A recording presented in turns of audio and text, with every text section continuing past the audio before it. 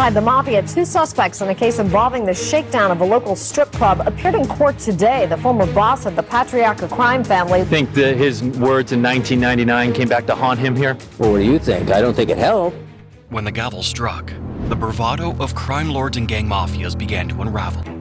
From Edward Lato's old-school mafia downfall to Ryan Lane's entanglement in outlaw biker conflict, these cases reveal the shocking courtroom moments where power, pride, and fear collided. Let's begin. Convicted murderer and one of Chattanooga's most notorious gang members wants a new trial. A feared Chattanooga gang. A simple order to handle it. Within seconds, one man was dead, and Mike Daniels' fate was sealed forever. In 2011, Chattanooga, Tennessee, the name Mike Daniels became tied to one of the city's darkest gang-related murders. He was not just any man in trouble with the law. He was known as a member of the Skyline Bloods, a local street gang that had made the city nervous for years. His story would later play out in court, where shocking details about loyalty, conflict, and betrayal came to light. The conflict began when Daniels, along with Timothy Evans, got caught up in a deadly shooting that left one man dead. Witnesses described how gang disputes and personal feuds had boiled over. Daniels was accused of pushing Evans to carry out the murder, telling him to handle it. That simple phrase carried deadly weight, and a life was lost in an instant. From the start, police treated the case as gang-related. Chattanooga officers, along with state investigators, gathered witness statements and pieced together the events of the night.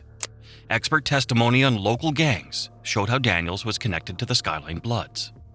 The prosecutors wanted to prove this was not just a random act of conflict, but a planned killing with the gang world at its center. The climax came during the trial. Witnesses testified that Daniels gave the order to shoot. The courtroom heard chilling accounts of the confrontation and how quickly it turned fatal. The defense argued that Daniels never pulled the trigger himself and claimed he didn't get a fair trial. But the jury saw the evidence as strong enough to convict him of first-degree murder and conspiracy. The motive pointed back to gang rivalry and reputation. In the world Daniels lived in, respect was measured in fear and loyalty. Prosecutors said Daniels wanted to maintain his position in the gang and ordered the killing to send a message. It wasn't about money or family, but about control and street power. Daniels was found guilty of first-degree murder and conspiracy to commit murder. He was sentenced to life in prison. This morning, he took the stand claiming his attorney, Jesse Dalton. However, he showed no remorse for his actions.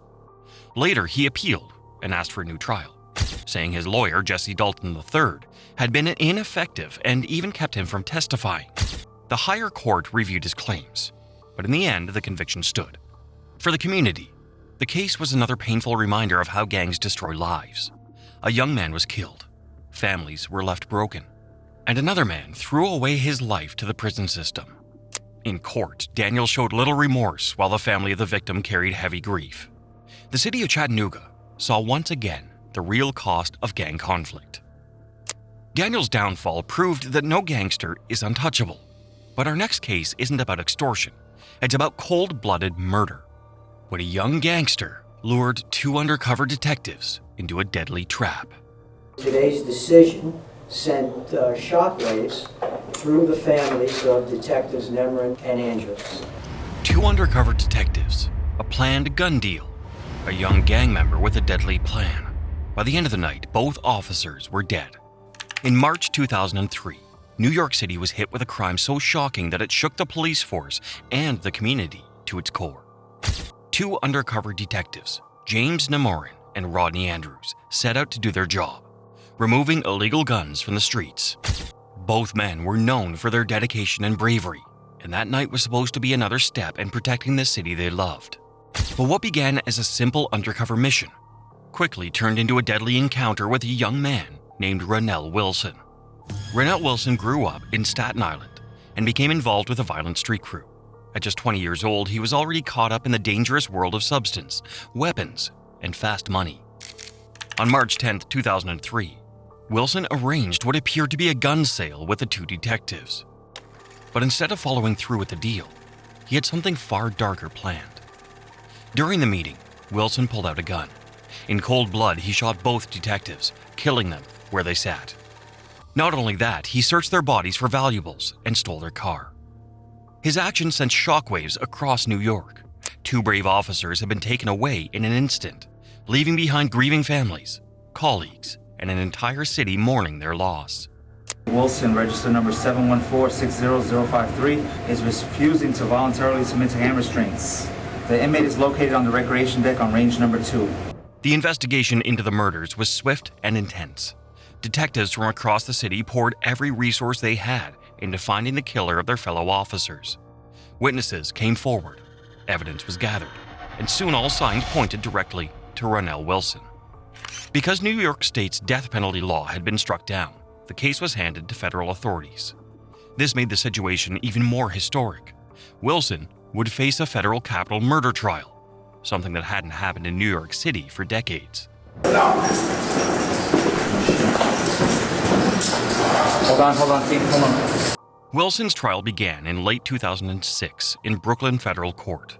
The prosecution laid out the evidence piece by piece, showing that Wilson had carried out the murders without hesitation. On December 20th, 2006, the jury returned its verdict. Ronell Wilson was guilty of killing detectives James Nemorin and Rodney Andrews, along with other related charges. Then came the sentencing. On January 30th, 2007, Wilson was given the death penalty, making him the first federal defendant in New York to receive such a sentence since 1954. The courtroom erupted with emotion. Families of the victims, along with fellow police officers, cheered and applauded through tears. For them, justice had been served. But Wilson's own reaction stunned everyone. That single act revealed the lack of empathy that defined his actions. Prosecutors argued that Wilson's motive was simple: greed and arrogance. He wanted money, power, and control. By killing the detectives and stealing their car, he believed he could prove himself untouchable. But in reality, his actions sealed his downfall and exposed just how reckless and dangerous he truly was.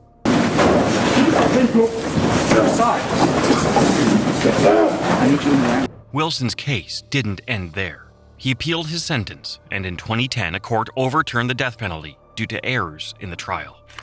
However, in 2013, another jury reinstated his death sentence after hearing the evidence again. Still, his lawyers continued to fight on. Finally, in 2016, a judge ruled that Wilson was intellectually disabled. Under the Constitution, that made him ineligible for execution. His sentence was reduced to life in prison without parole. Today, he remains locked away in a federal prison in Florida, where he'll spend the rest of his life. The murders of detectives James Nemorin and Rodney Andrews remain one of the most painful moments in New York's history. Both men gave their lives in service to their city, leaving behind families who will never forget them. The fact that Wilson showed no remorse only deepened the heartbreak. 2 heroes lost, and a courtroom reaction that stunned the nation. But our next case shows how the world of outlaw bikers, where pride and revenge left another man dead. I'm just really happy that this is over, and thanks to all of the people who worked incredibly hard to get to this point. I know this is an outcome that we don't often see, unfortunately, in the justice system. In the small city of Fairmont, West Virginia, a crime tied to one of America's most notorious motorcycle gangs shocked the community. It all started in September 2022, when a man named Henry Silver was gunned down in cold blood. At first, it seemed like just another act of gang conflict, but as the truth came out, investigators uncovered a tangled web of jealousy, betrayal, and revenge. Years later, the case would bring several men into the courtroom, including Ryan Lane, the president of the club's central chapter. The conflict began with a love triangle. John Wolfe, a member of the Pagans, learned that his girlfriend was involved with Henry Silver. For Wolfe, this wasn't just about heartbreak. It was about respect and control. In the world of outlaw motorcycle clubs, personal matters often spill over into gang business. On a September night, Wolfe and several of his associates decided to send a deadly message. Silver was ambushed by men wearing ski masks. The attack ended with his death. When Silver was killed, investigators immediately suspected gang involvement. Detectives began piecing together witness statements and physical evidence. Before long, the trial led directly to the Pagans. Law enforcement carried out search warrants at the gang's clubhouse in Lumberport, where they collected items linking members to the crime. Piece by piece, the case grew stronger. Witnesses were critical in pushing the investigation forward. Wolf's former girlfriend admitted on the stand that she had been in a relationship with Silver, which gave prosecutors a clear motive. She also described events from the day of the murder, though the defense tried to cast doubt on her story by pointing out she had been using substances at the time. Still, her testimony, combined with physical evidence, gave the jury a chilling picture of how the crime unfolded. The first person to face trial was John Wolf. Prosecutors argued that he had masterminded the murder because he could not stand Silver's relationship with his girlfriend. The evidence against him was overwhelming, and Wolf was sentenced to life in prison. Soon after, other names followed. Derek Clem and Austin Mullins were also convicted of murder. Another man, Dane Hull, was sentenced to 20 years on conspiracy and firearm charges. With 4 convictions already secured, attention finally turned to Ryan Lane. Lane's alleged role in the murder was especially troubling because of his position. He wasn't just another member. He was the president of the Pagan Central chapter. Text messages between the two that showed her testimony was not true. Prosecutors argued that this gave him both influence and responsibility for the conflict carried out under his leadership. The motive was the same as Wolf's: jealousy, pride, and the brutal code of loyalty that often defines outlaw motorcycle gangs. In August 2024, nearly 2 years after Silver's death, Ryan Lane's trial began. He faced charges of first-degree murder, organized criminal enterprise, and conspiracy. The courtroom was packed as witnesses testified and prosecutors laid out their case, and Wolf's ex-girlfriend described her relationship with Silver in detail. The defense countered by challenging her credibility, but the jury listened carefully as the evidence unfolded. The trial was expected to last several weeks, with prosecutors determined to secure yet another conviction in the long chain of cases tied to Silver's death. For the people of Fairmont, the case has been a grim reminder of how gang conflict reaches far beyond the members themselves. A man lost his life over jealousy and pride. A crime tied to one of America's most notorious motorcycle gangs shocked the community. But our next case, Edward Lato, once considered a steady hand within the patriarcha ranks, stood in federal court to answer for his crimes. The defendant, together with Frank Marapese, managed a criminal usury and extortion enterprise. A feared mob boss, a secret FBI sting. For Edward Eddie Lato, decades of mafia power ended with a prison sentence he couldn't escape. Edward Eddie Lato was a longtime member and feared capo in the patriarcha crime family, also known as the New England Mafia. For decades, his name carried weight in Providence and Boston, where the Mafia had built a reputation for extortion, gambling, and loan sharking. Lato grew up under the shadow of Raymond Patriarcha Sr.'s empire, eventually carving out his own place within the organization. By the 1980s and 90s, when the family was battling both internal wars and federal crackdowns, Lato was already recognized as one of its more influential figures. For years, he operated in the shadows, collecting tribute, enforcing the Mafia's rules, and ensuring that businesses stayed under Patriarcha's control. While other mobsters fell to betrayals, RICO charges, and violent feuds, Lato managed to survive, building a reputation as a reliable, old-school mobster who never sought the spotlight. Despite the loyalty he commanded, Lato faced the same challenge as every Patriarcha member, avoiding prison while keeping the money flowing. The Mafia's main income streams, gambling, loans, and extortion, were highly profitable but constantly attracted federal scrutiny. For years, law enforcement in Rhode Island and Massachusetts kept a close watch on Lato, waiting for the right moment to strike. The tension within the family itself added to the problem. By the 2000s, the Patriarcha family had been reduced to only a few dozen members. Each one was under watch, and the pressure to keep operations alive forced them into increasingly risky schemes. Lato's decision to involve himself in extortion plots would eventually be his undoing. There's a myth that New England La Cosa Nostra does not exist. It very plainly exists. Federal investigators spent years building their case against Lato, tapping phones, interviewing informants, and following the money trail. They uncovered a pattern of intimidation and threats. Lato and his crew were tied to extortion of adult entertainment businesses in Rhode Island, a sector the Mafia had long exploited for easy profits. He was going to reform his ways, and his criminal activity would never occur again. The FBI also linked him to the shakedown of a car salesman and his wife, using fear to force payments that ensured the Patriarca family's grip on local business.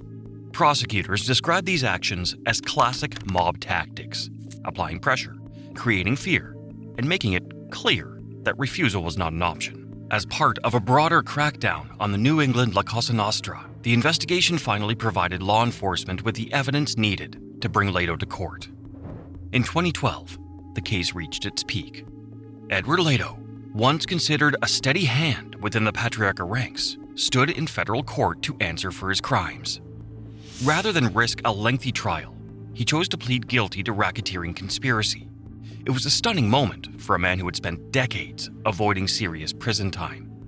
The guilty plea laid bare the Mafia's methods of control and intimidation. Court documents revealed how the extortion schemes worked, how fear was used as a weapon, and how profits flowed up the chain of command. For law enforcement, it was a major victory in the ongoing war against organized crime in New England. Like every Mafia figure before him, Lato's motives were rooted in money, influence, and loyalty to the organization. Extortion of strip clubs and small businesses brought steady profits with relatively low risk, at least in the Mafia's eyes. By keeping these streams open, Lato ensured that his crew remained strong and that he maintained respect within the shrinking Patriarca family. Yet, greed and tradition clashed with reality. The old ways of doing business no longer guaranteed safety. Informants, undercover agents, and relentless prosecutors meant that even seasoned mobsters like Lato could not escape justice forever. In June 2012, Edward Eddie Lato was sentenced to 108 months in federal prison, 9 years behind bars. The sentence came with 3 years of supervised release, ensuring that even after prison, he would remain under government watch. For protection money and received the longest prison term of all the defendants. However, he remained motionless while the verdict was read. For a man who had managed to avoid long sentences throughout his career, it was a crushing blow. Though not the end of the Patriarca crime family, Lato's sentencing symbolized the steady dismantling of its power. Once boasting more than 100 members, by the 2010s the family had dwindled to a fraction of its former size. Lato's downfall showed how far the empire had fallen, and how federal pressure had reshaped the Mafia landscape in New England. The case of Edward Lato is a reminder that even old-school mobsters cannot outrun justice forever. To many, the Patriarca family once represented fear and untouchable power. But as figures like Lato faced prison, the myth of invincibility was shattered. His story illustrates the inevitable truth of organized crime. Power built on intimidation and greed eventually collapses, leaving behind only prison terms, broken families, and a fading reputation. The crimes of these Mafia leaders shook communities, and their courtroom reactions exposed the ruthless worlds they came from. But their sentences revealed the inevitable truth: no underworld power lasts forever.